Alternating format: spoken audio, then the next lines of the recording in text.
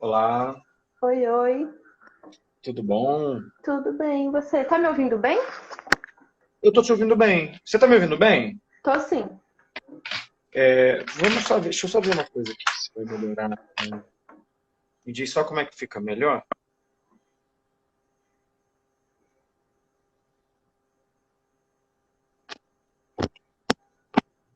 Melhorou agora? Tá melhor, fica mais limpo o som. Ótimo, ótimo, perfeito. Então, Paula, boa noite. Boa Seja muito noite, bem-vinda. muito Muito obrigada. obrigada aí por ter aceitado o nosso convite, por vir falar com o pessoal sobre essa questão. Eu recebi perguntas a semana inteira sobre toda essa questão das campanhas e do direito eleitoral. Super importante para a gente estar com alguém como você aqui, super experiente nessa área. Bem, vou pedir antes de tudo para você se apresentar um pouquinho para a gente. Tá bom, obrigada demais pelo convite para estar aqui. Eu fico sempre muito feliz de poder compartilhar esse conhecimento, né, dessa experiência nessa área.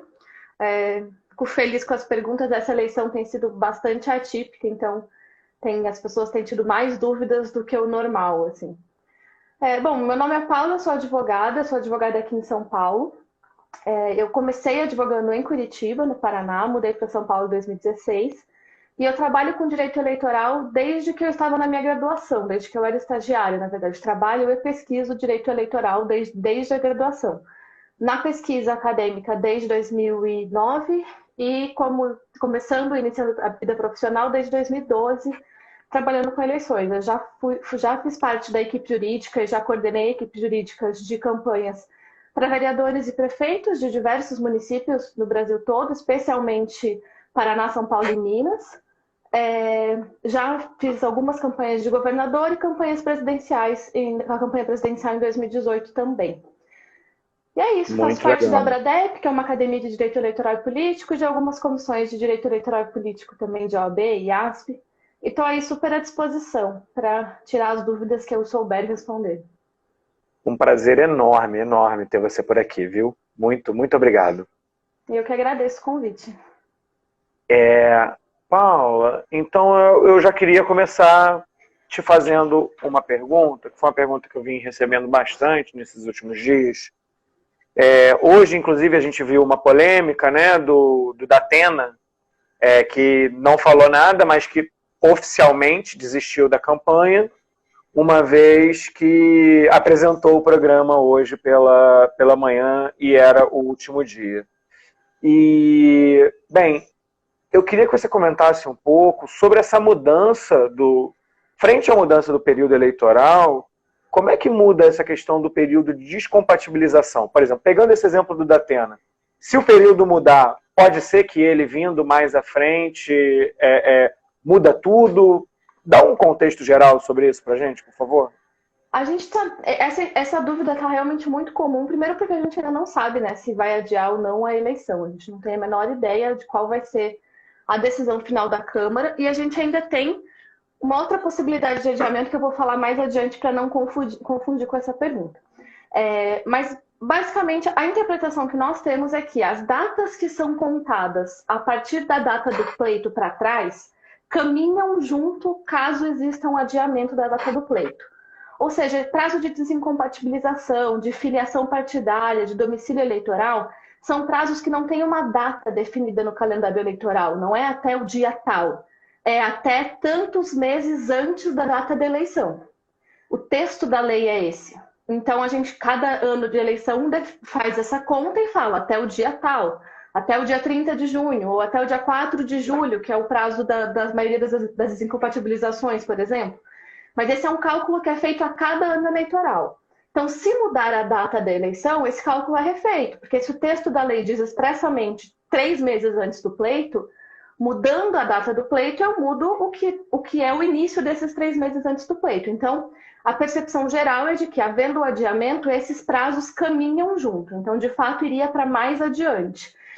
Tanto que uma das pressões que tem sido feitas da advocacia eleitoral na Câmara para que se defina alguma coisa logo é justamente a necessidade de que se definam as desincompatibilizações, porque senão até o dia 4 de julho muita gente vai estar saindo, né, de seus cargos, para desincompatibilizar e talvez esse prazo ande um pouco no calendário, né? Perfeito. E aí é até bom comentar um pouco do cenário, né? Fugindo aqui, não fugindo, porque é o tema central que a gente acaba trabalhando aqui hoje. Pelo que eu tenho visto, tem uma boa probabilidade aí de adiamento, né? Dentro daquela janela que o Senado e o TSE definiram, né? Mas me parece que, principalmente coordenado pelo Centrão aí, está tendo uma certa resistência, parece que vai... Bem, a impressão que eu tenho, conversando com algumas pessoas que atuam mais diretamente na Câmara, né, é que existe um certo consenso pelo adiamento, mas me parece que o Centrão vai criar algumas dificuldades aí e negociar, porque acaba sendo um desejo também aí da oposição, né, mais do que do governo em si. Sim. É importante a gente entender isso no cenário também. Mas a minha percepção hoje essa, é de que o adiamento vai acontecer. Tem uma reunião da Câmara agendada para amanhã de manhã, né, onde eles vão definir isso, ou pelo menos definir algumas questões sobre isso. E daí talvez dessa reunião a gente saia com uma nova percepção, mas atualmente a minha percepção é essa também, de que haverá o adiamento. Legal. E aí é isso, havendo adiamento, todas as datas andam, né, conforme você comentou. Todas as que têm a sua contagem relacionada ao pleito, né? Todas as que têm essa contagem relacionada ao dia da eleição. Então, algumas datas do calendário eleitoral, elas são definidas de fato como um dia do calendário. Então, determinados atos têm dias marcados. Tanto que existe a dúvida de se esse adiamento vai levar o registro de candidatura também adiante ou não. Porque o registro de candidatura é uma dessas datas que ela tem uma data marcada. O registro de candidatura é até o dia 15 de agosto desse ano. Então, também terá que vir com o texto da PEC. Se o registro de candidatura... O registro de candidatura também pode vir depois por resolução, mas enfim, se o registro de candidatura virá, andará junto com isso. Então, se a eleição vai 45 dias para frente, se o registro de candidatura também vai alguns dias para frente ou não. Então, não são todas as datas que vão junto com esse adiamento. São as datas que são contadas com base no dia da eleição. Perfeito.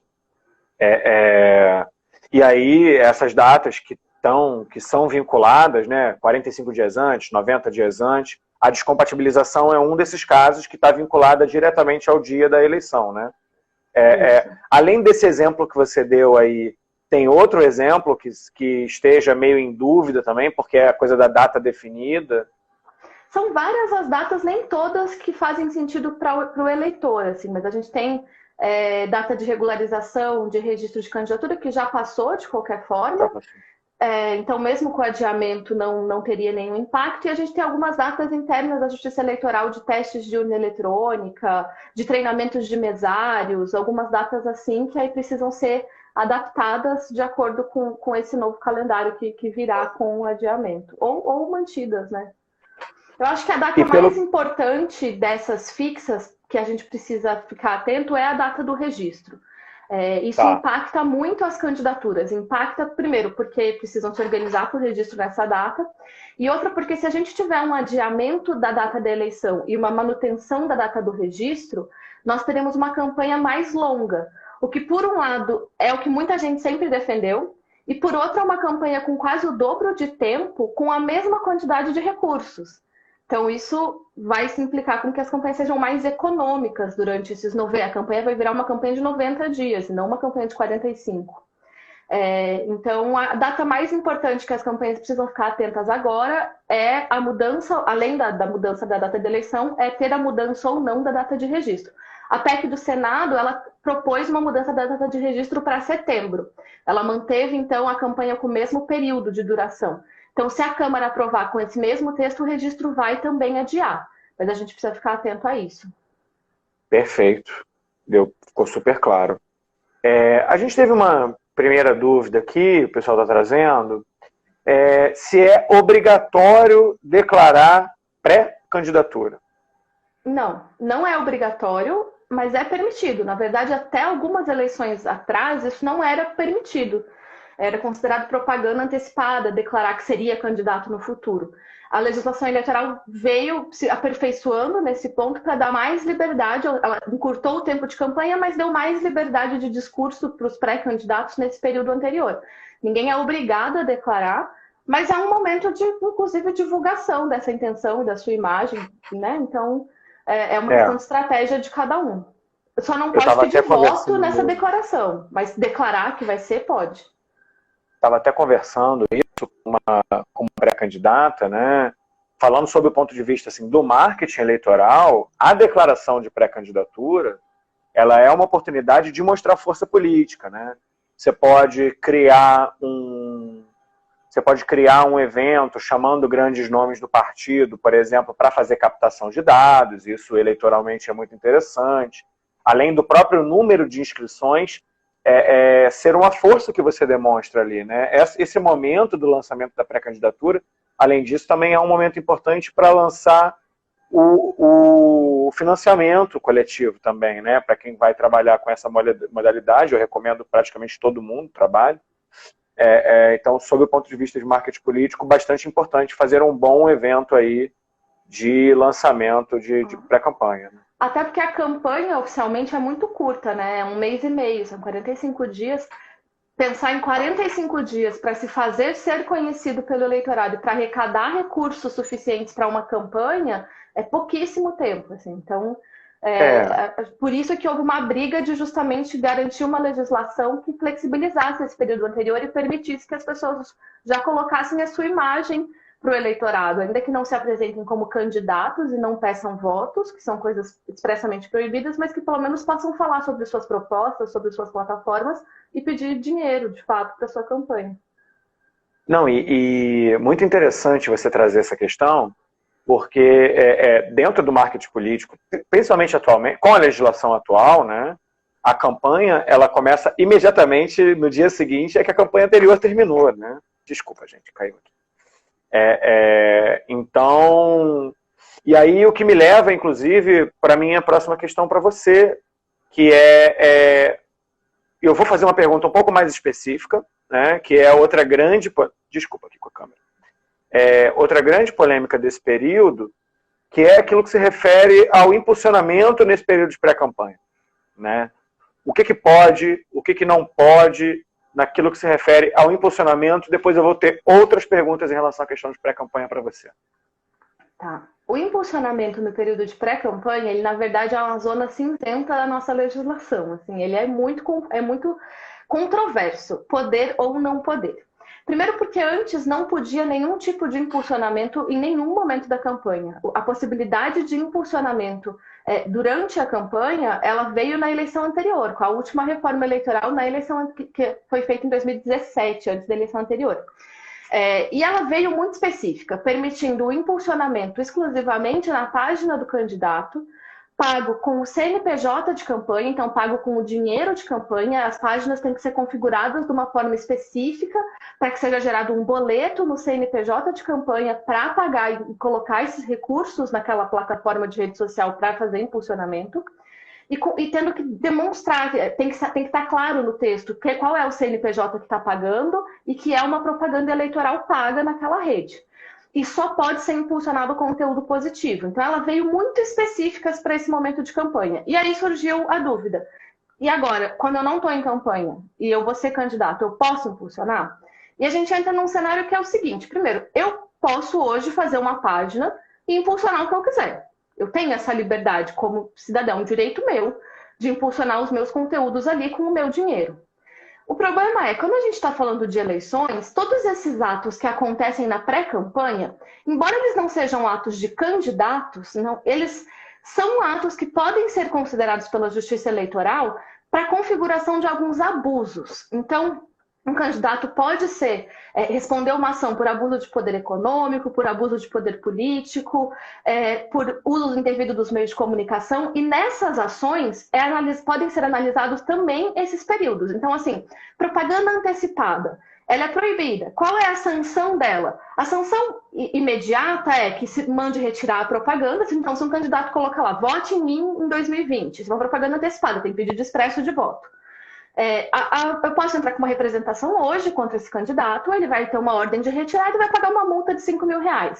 Só isso? Não necessariamente. Se ele tiver muitas dessas ações, ele pode, depois de registrar a candidatura, responder por um abuso nesse período de poder econômico ou de poder político, vai depender de onde e como foi feita essa propaganda antecipada. Então, a discussão sobre o impulsionamento... Que foi o caso da Selma Arruda, né? Isso. Então, assim, a discussão do impulsionamento nesse período prévio, ela entra muito nessa análise de risco da configuração de um potencial abuso. Então, ela não tem uma resposta certa, ela não tem uma resposta pode ou não pode. E ela tem leituras, essa análise desse risco, ela tem leituras mais conservadoras e menos conservadoras. Uma leitura muito conservadora, porque assim, a gente não tem jurisprudência, como isso é muito novo, isso entrou na eleição passada, a gente não tem ainda casos suficientes que foram julgados pela Justiça Eleitoral que a gente possa com segurança falar. A Justiça Eleitoral já se manifestou 20 vezes, 30 vezes, o TSE já fixou entendimento de que pode, ou já fixou entendimento de que não pode. Isso não tem. Então, a gente está ainda nesse momento de fazer esses ajustes. E nesse ajuste, eu posso ter uma leitura muito conservadora, de não querer correr nenhum risco e falar não pode impulsionar. Essa é a postura zero risco. Eu posso ter uma postura um pouco mais liberal, que é liberal com cuidados, que é a que eu costumo ter e a que eu costumo instruir para as candidaturas que eu assessoro. Que é falar, pode impulsionar se for na página da própria pessoa, com o dinheiro da própria pessoa, pessoa física, para promoção de conteúdos positivos sobre ela, promovendo a sua própria imagem, a sua própria pauta. E sem um grande investimento, sem fazer assim, investimentos muito vultuosos em impulsionamento. Mas é importante deixar claro isso, que isso é uma análise de risco, considerando um cenário, uma análise um pouco menos conservadora, e criando com isso um cenário no qual é defensável justificar juridicamente esses impulsionamentos. Mas a gente não tem uma definição pode ou não pode. Quando você diz não abusar, o que seria? A gente consegue definir não abusar? É muito da análise de contexto, assim, ele tem a ver um pouco com a realidade pessoal do candidato, então, assim, eu tenho que poder mostrar, se tiver um questionamento, eu comecei a fazer impulsionamentos hoje na minha página, e depois eu me registro como candidato, e vem um questionamento da irregularidade disso, eu tenho que demonstrar que fui eu que fiz, eu que paguei esses impulsionamentos na minha página, então isso tem que ser condizente com a minha renda, com a minha vida, eu não posso, se eu recebo R$ 2.000 por mês, fazer R$ 20.000 de impulsionamento de conteúdo. Eu preciso, isso tem que ser compatível com a minha vida. Então, isso muda muito de um contexto para o outro. E isso muda também dos contextos locais. Então, se eu estou numa cidade em que a maioria das pessoas investe ali 100, 200, R$ 300 no impulsionamento e eu invisto 5.000, talvez isso seja considerado um pouco abusivo para aquele contexto social. Então, ele é uma análise um pouco de um bom senso, assim, de quanto é razoável que eu, pessoa física, com os meus rendimentos, na minha realidade social, invista em impulsionamento de conteúdos da minha página. É basicamente bom senso e sorte. É um pouco disso, exato. Tá ótimo. Vamos continuar nesse tópico da pré-candidatura, porque, como eu falei, né, a campanha começa imediatamente no dia seguinte da que a anterior termina. Para além do clássico, não pode pedir voto, o que pode, o que não pode, quais são os erros mais comuns desse período de pré-candidatura, e aí eu já queria deixar uma pergunta específica sobre esse período, e que foi muito comum agora, eu fui, inclusive, como pessoa que assessora estratégia de candidatos, pego de surpresa, porque todo mundo começou a querer fazer doação do nada, né? Inclusive gente que nunca tinha feito doação foi lá para a rua. Foi fazer. Eu recomendei todo mundo não tirar foto de nada, mas dá para fazer essa coisa? Como dá para fazer? Como é que isso precisa ser caracterizado? Essa questão da doação, por exemplo, para não caracterizar abuso de poder econômico. Tá. Bom, fazer a primeira parte ali. O que pode na pré-campanha? Na pré-campanha, pode a parte de comunicar que você vai ser candidato, falar sobre suas plataformas,